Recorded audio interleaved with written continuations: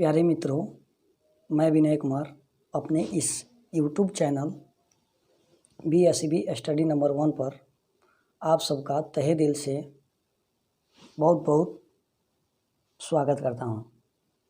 तो आइए मित्रों, जैसे कि मैं इसके पिछले लेक्चर में बतलाया था कि मैं आपको 10th क्लास के NCERT मैथ के सिलेबस से रूबरू कराऊंगा। तो चलिए मित्रों, मैं आपको 10th क्लास के गणित पाठ के सिलेबस से रूबरू कराता हूं। मित्रों, जब मैं सोच रहा था कि इस सिलेबस से परिचय आपका कराऊं, तो मैं आपके बुक को देखा और मैं चाहूँगा कि वह बुक आपके पास भी होनी चाहिए। और मुझे भी विश्वास है कि यदि आप 10th क्लास के छात्र हैं तो निश्चित रूप से आपके पास NCERT की बुक होगी ही। तो मैं फर्स्ट पेज को पढ़ा। आप तो पढ़ते नहीं हैं, लेकिन मित्र आपसे एक बात कहना चाहेंगे कि आप जिस भी बुक को पढ़ें, सबसे पहले आप उसके फर्स्ट पृष्ठ को निश्चित रूप से पढ़ें।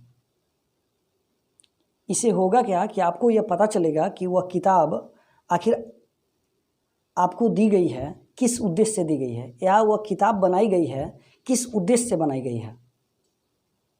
हाँ, उसमें कुछ डिफ़िकल्ट वर्ड है मित्र, जिसे आप न समझ पाए होंगे या न समझ पाते होंगे, जिससे रुचि आपकी कम हो जाती होगी। मित्रों, जैसे मैं यह वीडियो बना रहा हूँ, हमारा कुछ लक्ष्य है, आप पढ़ रहे हो, आपका कुछ लक्ष्य है, आपका कुछ उद्देश्य है। उसी तरह से यह गवर्नमेंट के द्वारा, सरकार के द्वारा यह जो किताब निर्दिष्ट की गई है हम सब को पढ़ने के लिए, आखिर सरकार के भी कुछ उद्देश्य होगी। किताब का क्या उद्देश्य है, जब आप उस फर्स्ट पृष्ठ को जब पढ़ेंगे तो पता चलेगा। तो मैं मित्रों पढ़ा,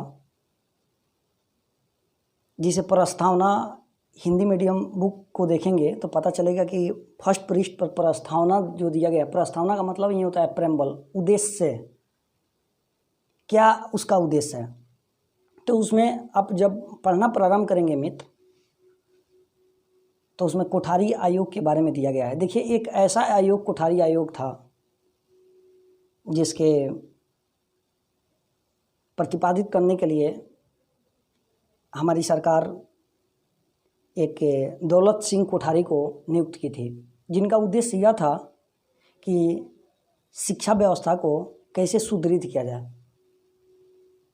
मित्रों, ऐसी हमारी मानना है, हमारी ही मानना नहीं, या पूरे देश की मानना है कि देश को यदि मजबूत बनाना है, विकसित राष्ट्रों की श्रेणी में लानी है, तो शिक्षा पर बिल्कुल ध्यान देना ही होगा। क्योंकि ऐसा माना जाता है कि एक शिक्षित व्यक्ति ही सही अपनी जिम्मेवारियों को समझ पाता है। तो चलिए मित्र, तो मैं कोठारी आयोग के बारे में जब पढ़ा, तो पढ़ने के बाद मुझे यह लगा कि सिलेबस से सबसे पहले रूबरू करानी चाहिए। मित्र, ऐसे वीडियो तो आप बहुत सारे यूट्यूब पर देखे होइएगा, या मैं नहीं कहता हूँ कि हाँ हमसे बेहतर वीडियो है ही नहीं, बहुत सारे वीडियो हैं, बहुत सारे अच्छे अच्छे वीडियो बने हुए हैं 10th क्लास का। लेकिन उन सभी वीडियो में हमारा प्रयास यह है कि हम कुछ अलग करें, अलग वीडियो लेकर के आएँ। मित्र, जैसे मैं पहले ही बतलाया था कि मैं एक कमज़ोर छात्र हूँ, और कमज़ोर छात्रों की समस्याएं क्या होती है मैं भली भांति जानता हूँ। सिलेबस से रूबरू कराऊँ मित्र, उसके पहले बतलाऊँगा कि मैं यह मान कर चलता हूँ कि आपको मैथ में सिर्फ जोड़, घटाव, गुणा, भाग और संख्या लिखना ही आता है। ऐसे आता तो आपको बहुत कुछ है, लेकिन मैं मान कर चलता हूँ कि आपको इतना ही आता है। फिर भी मैं आपको विश्वास दिलाता हूँ, विश्वास नहीं या 100% हमारी गारंटी समझिए, कि मैं आपको 10वां क्लास के गणित में ऐसा कभी होने नहीं दूंगा कि आप कहें कि मुझे समझ में नहीं आ रहा है, या गणित मेरे को भारी लग रहा है। मित्र, कुछ दिनों के बाद आप देखेंगे कि मेरे जगह पर आप स्वयं होंगे, यह बात आप स्वयं कहेंगे। ऐसे मैं किया भी हूँ अपने ऑफलाइन क्लास में, हमारे छात्र ही पढ़ाते हैं। हाँ, इसके लिए एक शर्त होगी, हर चीज़ के लिए मित्र कुछ ना कुछ तो शर्त होती है ना। इसके लिए शर्त यह होगी कि आप हमारे वीडियो को शुरू से अंत तक ज़रूर देखेंगे, एक भी वीडियो को मिस नहीं करेंगे, तब देखेंगे कि जो मैं कह रहा हूँ वह सही है या नहीं है। तो चलिए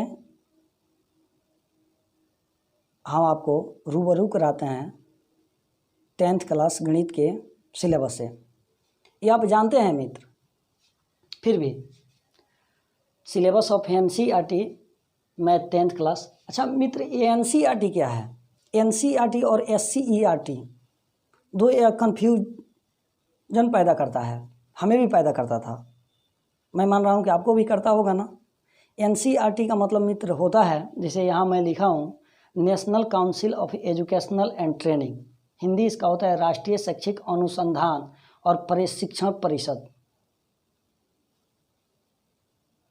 देखिए हमारे देश में आप तो यह जानते हैं मित्र कि दो प्रकार की सरकार काम करती है, द्विसंधात्मक है।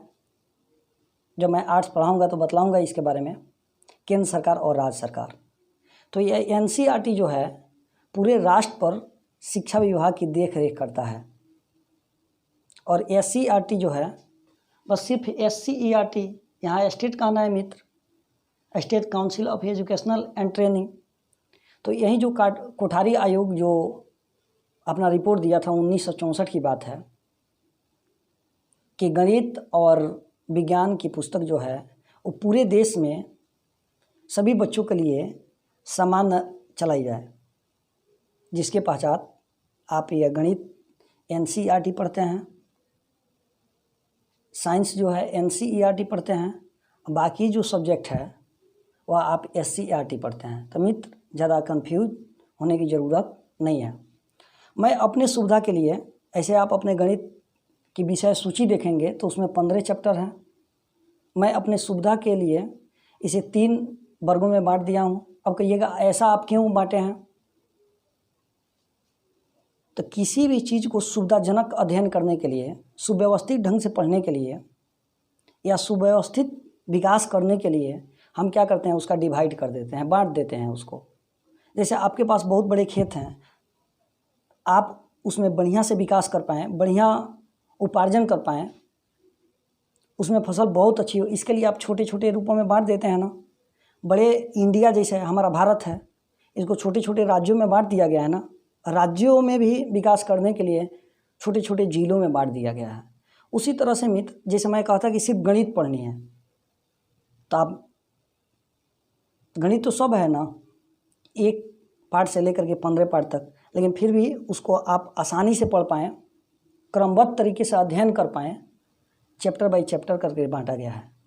उसी तरह से मित्र मैं अपने सुविधा के लिए इसे 3 वर्गों में बांटा हूँ, और जिसका नाम मैं X ग्रुप, जैसा कि आप बोर्ड स्क्रीन पर देख रहे हैं, X ग्रुप, Y ग्रुप और Z ग्रुप रखा हूँ। आप अपने सुविधा के लिए किसी भी ग्रुप A, B, C किसी में बांट सकते हैं या नहीं भी बांट सकते हैं। तो आइए X ग्रुप में पहला हम चैप्टर रखे हैं वास्तविक संख्या, दूसरा रखे हैं बहुपद, तीसरा रखे हैं 2 चर वाले रैखिक समीकरण युग्म, चौथा रखे हैं द्विघात समीकरण और 5वां रखे हैं समानांतर श्रेणियाँ।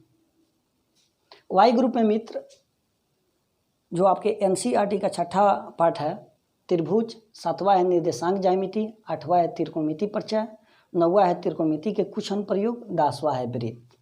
Z ग्रुप में मित्र मैं रखा हूँ रचनाएं, 12 में है वृत्तों से संबंधित क्षेत्रफल, 13 में है पृष्ठीय क्षेत्रफलों और आयतन, 14 में है संख्यांकी और 15 में है प्रायिकता।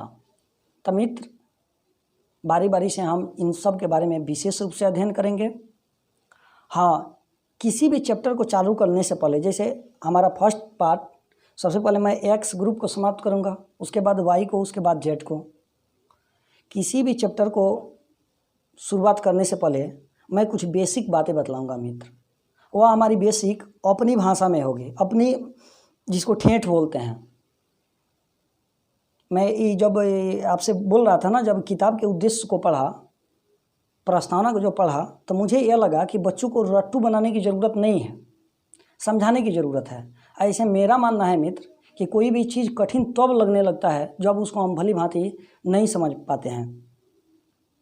इंग्लिश में कहें तो कह सकते हैं, if you don't think something of difficult that means you can not understood it well. यानी किसी चीज़ को आप असंभव तब मानने लगते हैं जब वो आपको बढ़िया से समझ में नहीं आता है।